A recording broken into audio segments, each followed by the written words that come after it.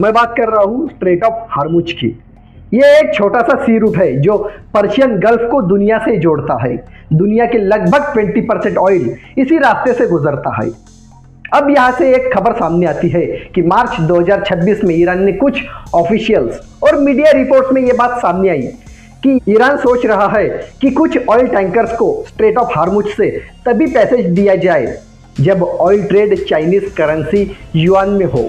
मतलब सिंपल भाषा में, अगर किसी कंट्री को इस रूट से ऑयल ले जाना है तो पेमेंट यूएस डॉलर में नहीं बल्कि युआन में करनी पड़े।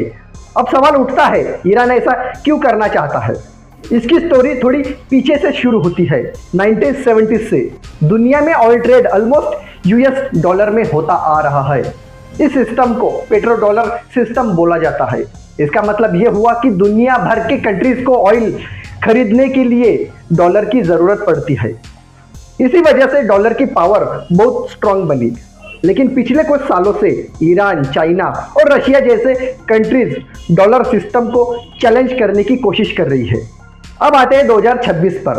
2026 में मिडल ईस्ट में टेंशन बढ़ गया और ईरान का वेस्ट कंट्रीज के साथ कॉन्फ्लिक्ट और टेंशन हो गया।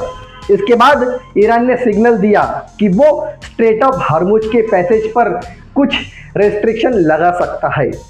कुछ रिपोर्ट में ये भी बोला गया है कि यूएस और इजराइल से जुड़े शिप्स को रोका जा सकता है, जबकि दूसरे कंट्रीज के शिप को कंडीशनल परमिशन दी जा सकती है। इसी बीच एक और रिपोर्ट आई कि ईरान फ्यूचर में युआन बेस्ड ऑयल ट्रेड को प्रमोट कर सकता है।